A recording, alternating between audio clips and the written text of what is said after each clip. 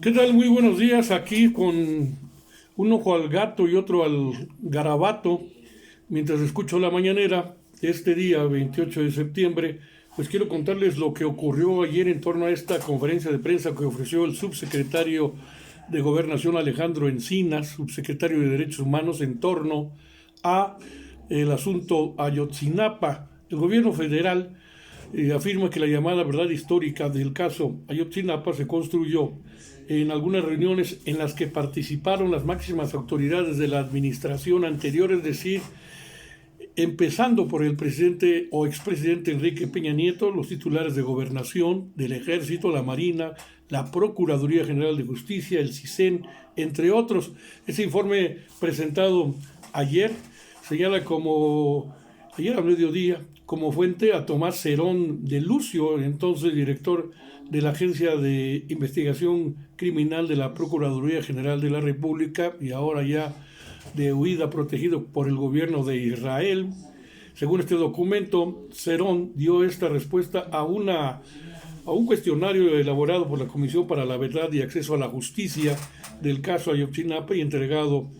por el propio exfuncionario, ahora prófugo, como les decía, en Israel, protegido, este torturador.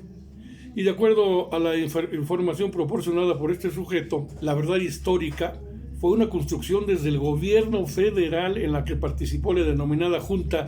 de Autoridades, así le llamaban, para dirigir la investigación del caso Ayotzinapa. En esta junta se encontraban los máximos titulares de las instituciones en la administración anterior, es decir, todos identificados con su primer nombre y la letra N en lugar de su apellido, es decir, el presidente de la República, Enrique N. Pero vamos a decir los nombres: Enrique Peña Nieto, el secretario de Gobernación Miguel Ángel Osorio Chong, el secretario de la Sedena, general, ¿cómo se llamaba este cuate que fue apresado en Estados Unidos, Cienfuegos, el secretario de Marina, Almirante Vidal, el Procurador General de Justicia, Jesús Murillo Caram, el jefe de la Oficina de la Presidencia, Aurelio Nuño, el director del CIUSEN, el encargado del despacho del Aceido,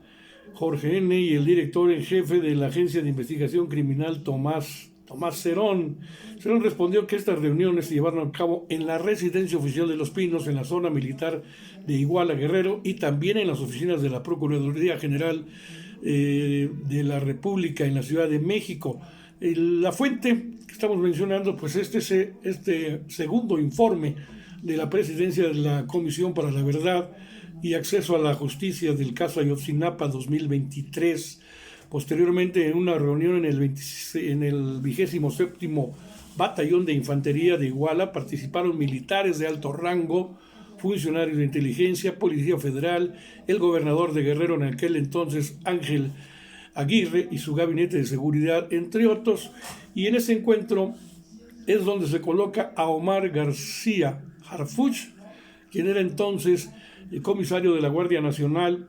y que le dan un golpazo a sus aspiraciones rumbo a ser el representante o el abanderado, el coordinador de la defensa de la Cuarta Transformación en la Ciudad de México. Apenas se registra y ya lo están señalando inmediatamente como participante en ese entonces, siendo comisario de la Gendarmería Nacional y actual, bueno, ya lo dijimos,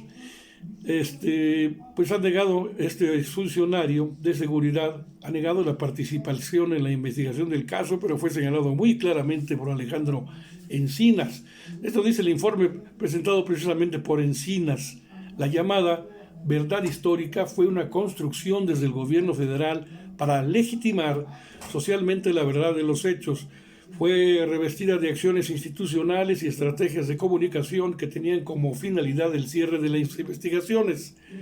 La verdad histórica se fundamenta en la información obtenida de una llamada telefónica de una mujer el 25 de octubre de aquel año fatídico, quien proporcionó datos de Agustín N. y Patricio N., las diligencias ministeriales relacionadas con los hallazgos en torno a la verdad histórica se encuentran firmadas por el Ministerio Público o la Ministerio Público en ese entonces, Blanca N.,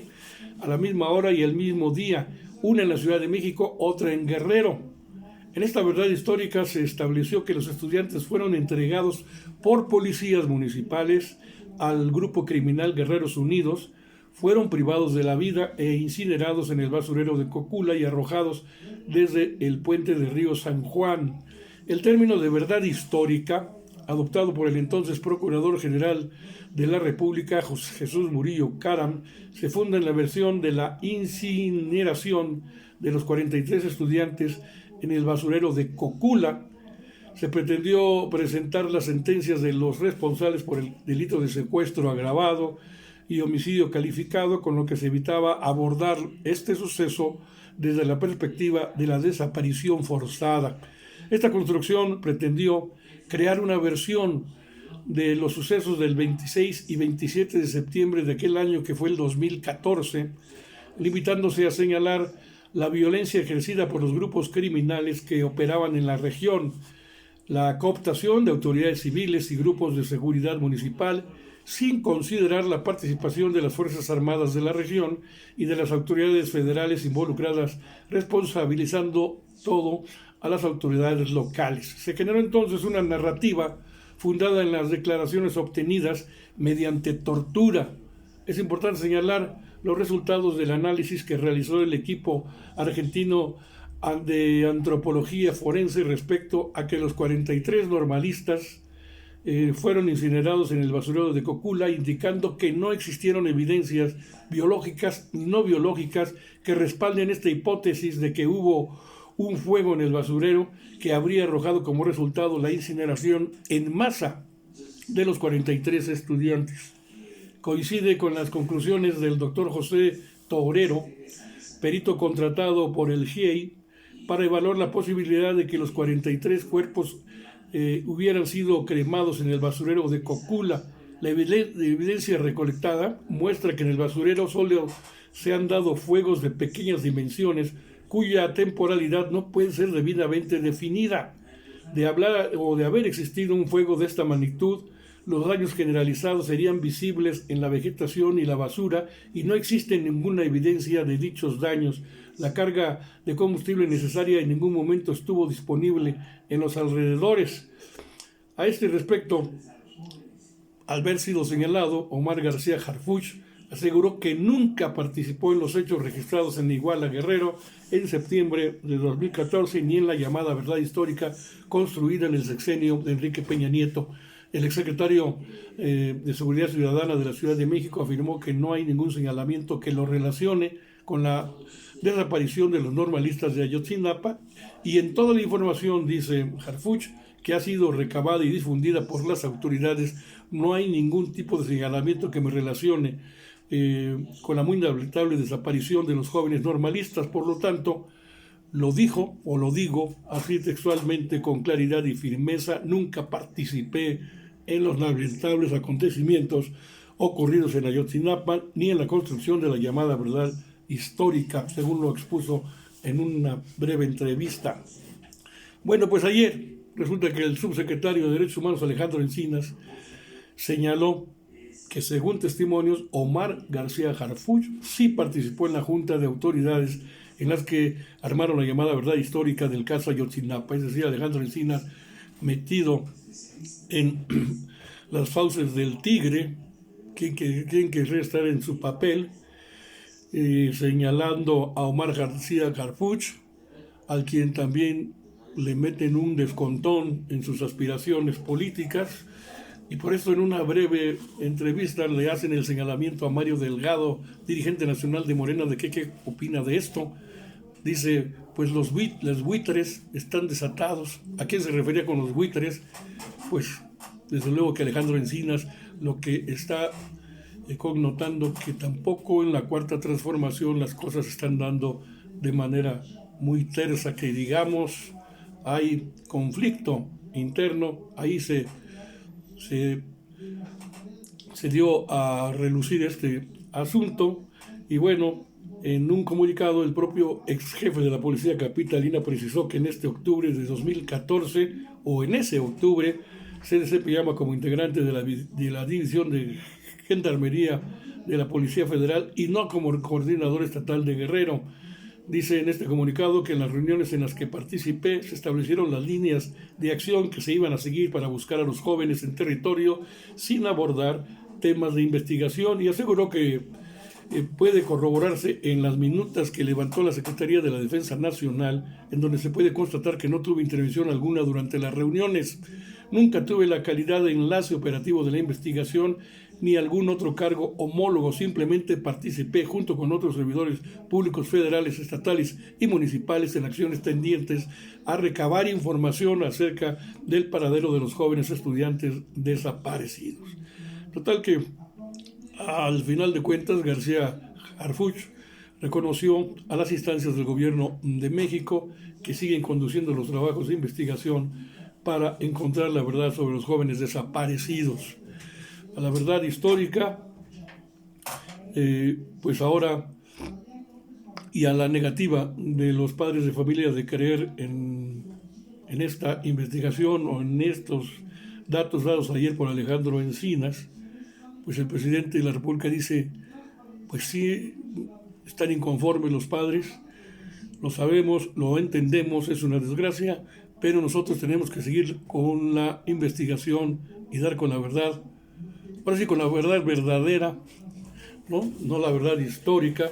hasta donde tope, y esto pues no se dará en estos días, pero la polémica seguirá. Y en otro apunte, en el Estado de México, la maestra Delfina Gómez manda un tuit en su página @Delfina Gómez A. Garantizar la seguridad y la tranquilidad de las familias del Estado de México es una tarea que se debe hacer día con día para atender la prioridad de este gobierno. Cada mañana iniciamos la jornada laboral con la mesa de coordinación para la construcción de la paz, el poder de servir, dice Delfina Gómez, es decir, emulando el esquema López Obradorista de desde temprana hora levantarse a trabajar y empezar por el asunto de la seguridad. Delfina Gómez encabezó la mesa de coordinación para la construcción de paz, llevando a cabo en el Palacio del Gobierno Estatal, en donde autoridades federales, estatales y locales de seguridad le presentaron un informe. Desde que rindió protesta el pasado 14 de septiembre, se han realizado de manera diaria estas reuniones de seguridad en las que se genera la estrategia a establecer por el gobierno de la profesora y gobernadora para garantizar la tranquilidad de las y los mexiquenses. En redes sociales, como les decía, pues destacó que la seguridad se debe atender día con día para obtener resultados, es decir, un trabajo que se coordina entre los 3 niveles de gobierno, dice Delfina, que se trata de garantizar la seguridad y la tranquilidad de las familias del Estado de México, que es una tarea que se debe hacer día con día para atender la prioridad de este gobierno. Cada mañana iniciamos la jornada laboral con la mesa de coordinación para la construcción de la paz. Publicó en su cuenta de X, lo que era Twitter. Cabe destacar que el Estado de México no brilla por las cuestiones en materia de seguridad, sino que se encuentra entre las entidades que registran los índices de inseguridad más altos en el país. Incluso en el caso de homicidios dolosos se encuentra entre los primeros 5 estados que reportan el 65% de estos a nivel nacional, por lo que disminuir estas cifras representa un reto para el gobierno entrante. Hay una gran diferencia entre lo que fueron los sexenios priistas y sus gobernadores de cómo trabajaban a cómo está iniciando su gestión Delfina Gómez. Y no solo eso, en otra de sus actividades, la propia gobernadora afirmó que durante su sexenio se impulsará el plan más ambicioso de reforestación para la restauración integral y la conservación de los bosques y pastizales, al contemplarse la plantación de 60 millones de árboles y se iniciará con 10,000 para tener un futuro más verde y sostenible. Es decir, otro paralelo, ¿no?, al programa del presidente de la República, Andrés Manuel López Obrador, Sembrando Vida. Y aquí Delfina Gómez estuvo en este sentido en la villa de Santana Nichí, en San Felipe del Progreso, en donde presentó los lineamientos para desarrollar el Plan Estatal de Conservación y Restauración de Ecosistemas Forestales desde la Escuela Secundaria Técnica Lauro Millán Mejía. Ella misma realizó el inicio de la reforestación a lo largo de 3 hectáreas y plantó un árbol donde pidió permiso a la Madre Tierra y por la entidad. Posteriormente le hicieron una ceremonia ancestral tradicional y le fueron entregados obsequios como un bastón de mando simbólico por integrantes de la etnia Mazahua. Este es el perfil de nuestra gobernadora Delfina Gómez, entregada, ella sí, al trabajo. Gracias, les deseo un buen día y ojalá me favorezca con la suscripción a mi página de YouTube, @Sociedades de Pensamiento, póngale con Carlos Monroy, y lo mismo que en TikTok, ahí los esperamos, además de esta plataforma que es YouTube, más bien en Facebook y otras también aplicaciones con las que siempre me encuentro con usted. Gracias y buen día.